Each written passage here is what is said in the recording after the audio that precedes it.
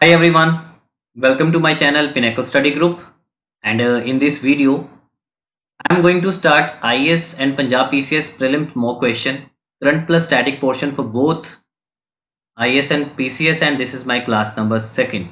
Okay, and here is some brief about me. So let's start with the question number 11, because in the previous video we already covered first 10 question.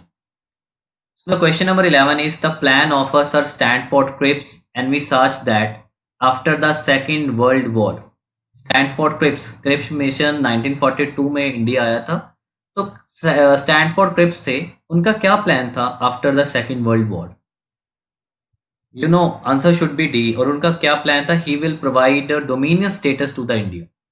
So the main proposal of the plan of Sir Stanford Cripps was that an Indian Union with a dominion status, तो dominion status जैसे आज Australia plus New Zealand के पास है, would be set up, and it would be free to decide its relation with the Commonwealth and free to participate in the United Nations and other international bodies. And Cripps proposed to give dominion status to India after the World War II. तो इनको जो dominion status देना था ये world war second के बाद देना था, और डोमिनियन स्टेटस जो प्रेजेंटली ऑस्ट्रेलिया और न्यूजीलैंड के पास है।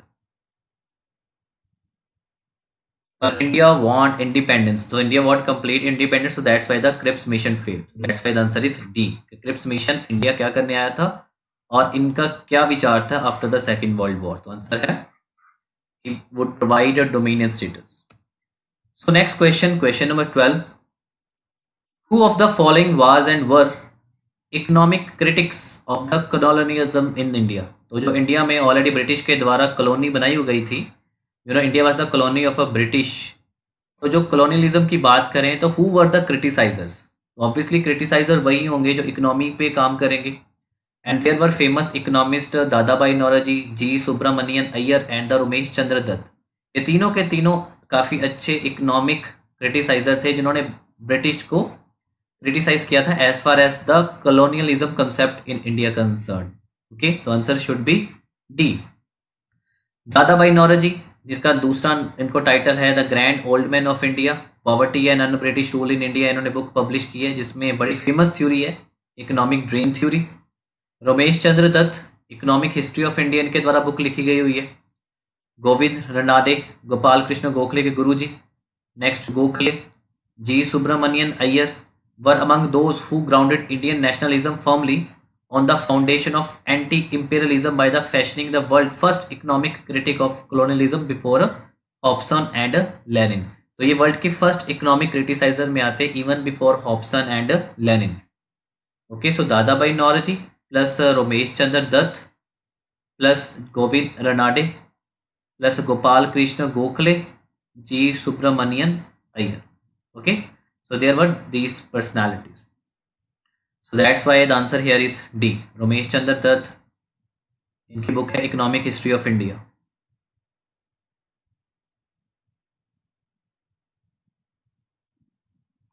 दादा भाई नौरोजी की तो सबको पता ही है, poverty and British rule in India. Clear?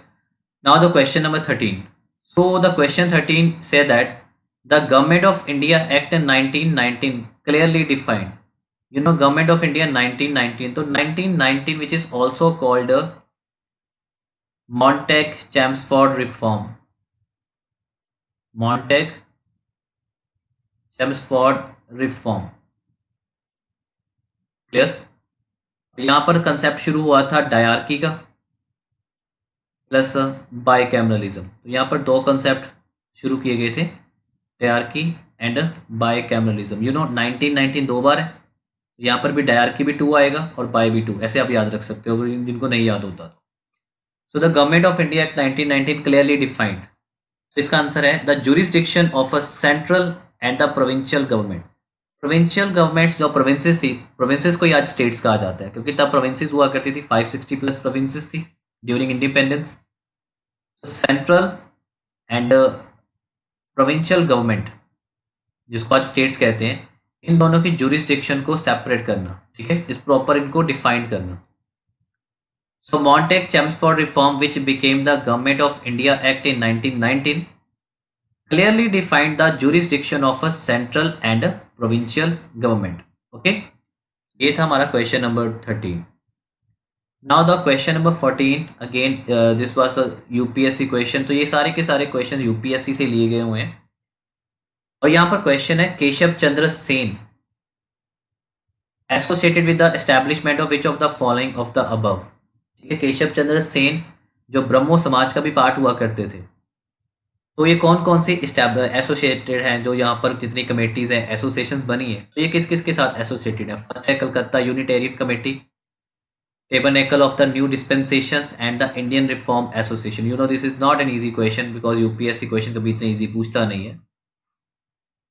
तो केशव चंद्र सेन की बात करें, केशव चंद्र सेन इन 1881, केशव चंद्र सेन एस्टैब्लिश ए नवाबिधान 1881 में, लॉर्ड रिपन के टाइम था यहाँ पर।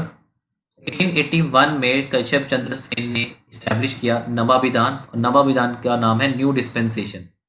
It means the new universalist religion after having differences with the Brahmo Samaj, क्योंकि ब्रह्मो समाज में इनको इंक्लूड किया गया था, बाद में इनको इनके कुछ पॉलिसीज के कारण, इनके आइडियोलॉजीज के कारण इनको वहाँ से निकाल दिया गया। तो दिन फिर इन्होंने ब्रह्मो समाज की अलग से ब्रांचेस बनाई थी अलग। तो 1881 में Keshav Chandra Sen establish a Navabidan, which is called the new dispensation, meaning the new universalist religion after having the differences with the Brahmo Samaj. And he was also the part of Indian Reform Association to legalize Brahmo marriage, to fix the minimum age of the marriage. Okay, Indian Reform Association के साथ भी ये involved थे. And Calcutta Unitarian Committee was founded by the Raja Ram Mohan Roy. Raja Ram Mohan Roy during the time of 1800. उसके बाद थे द्वारकनाथ टैगोर और William Adam. Okay, तो ये इस क्वेश्चन के साथ रेलिवेंट नहीं है। Calcutta Unitarian committee by the Raja Ram Mohan Roy plus Dwarkanath Tagore plus Adam, William Adam. Okay, ये 3 पर्सन थे जिन्होंने कलकत्ता यूनिटेरियन कमेटी बनाई थी। As far as option 1 is wrong, ये दोनों गए। ओके, बाद new dispensation by the Keshab Chandra Sen and Indian reform association to specify to fix minimum age of marriage and to legalize the Brahmo Samaj. So that's why answer here is B, 2 and 3rd. This is question number 14. Now the question number 15. In a collaboration with the David Hare and Alexandra Duff, which of the following established Hindu college at Calcutta? David Hare plus Alexandra डफ के साथ मिलकर इन्होंने कलकत्ता में Hindu college बनाया था। Sponsor है यहाँ पर राजा Ram Mohan Roy. Okay, answer is Raja Ram Mohan Roy. The foundation of a Hindu college at Calcutta was led on 20th Jan 1817. क्योंकि ईयर जब आपको याद होता है तो ईयर से कहीं ना कहीं आप रिकॉल कर सकते हो। 20 जनवरी 1947, sorry 1817, not 1947। So 20th Jan 1870। Clear, Keshav Chandra Sen बाद के, ईश्वर चंद्र विद्यासागर भी बाद में आते हैं, और हेनरी विवियन देओराय, ठीक है, young Bengal movement. So here is a Raja Ram Mohan Roy. यहाँ पर क्वेश्चन है Hindu college at Calcutta, Hindu college at Calcutta with the collaboration with David Hare and the Alexander Duff. तो इन तीनों के हेल्प से बना था Hindu college at Calcutta. Okay, now the question number 16। Question number 16 is here, with reference to Ryotwari settlement system. You know draconian 3 तरह के systems हुआ करते थे before independence, Ryotwari, Mahalwari and permanent settlement system. Ryot किसानों को कहा जाता है, ठीक है, peasants. Consider the following statement. Ryot किसान,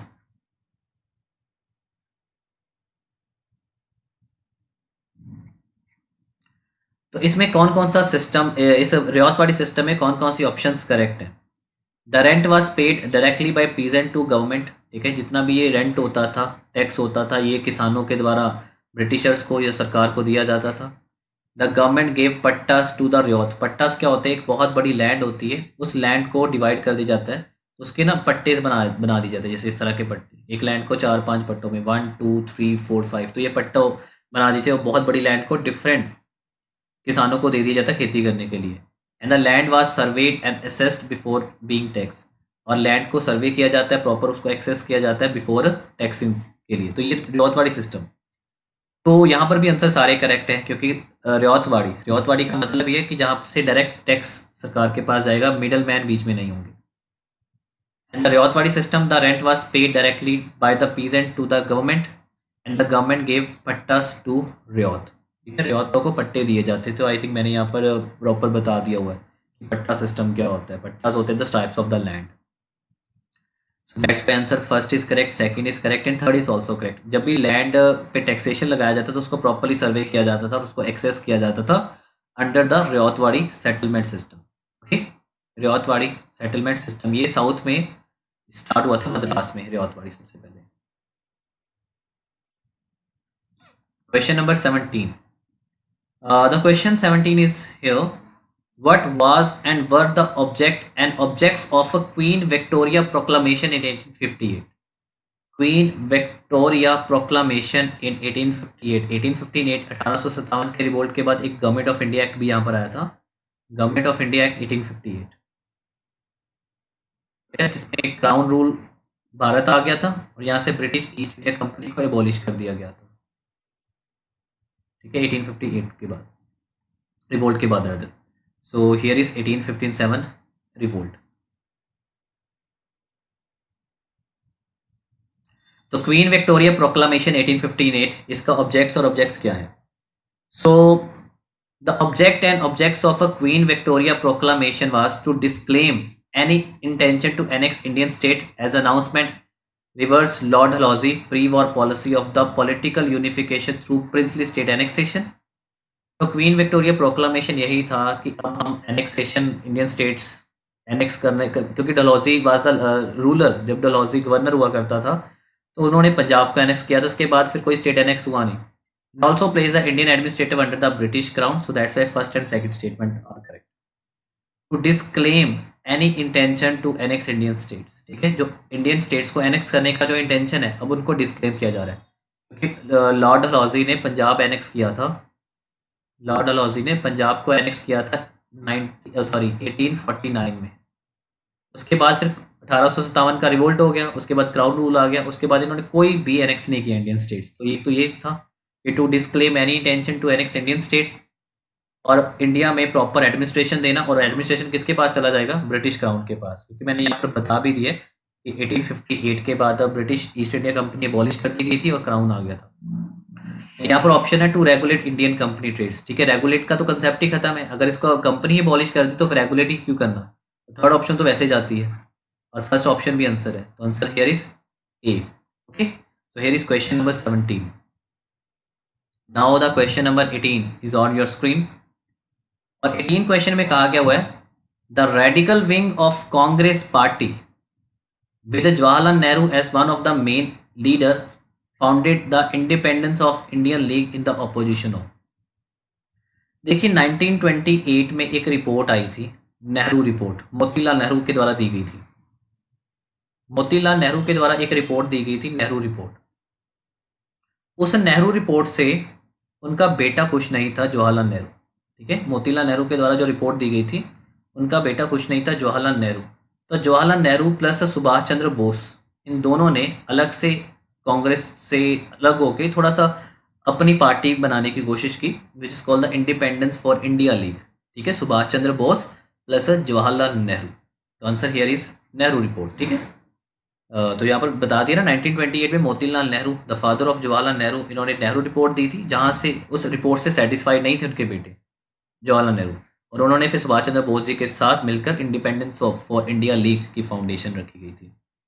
Jawaharlal Nehru plus Subhash Chandra Bose as a secretary and S Srinivasa Iyengar as a president founded the independence for India league to oppose the Nehru report and they demand complete independence, imposition of the social structure in the country. ठीक है, उस report में और उनके demands में differences थे, सो that's Y यहाँ पर नेहरू वर्सेस नेहरू आइडियोलॉजीज चली थी।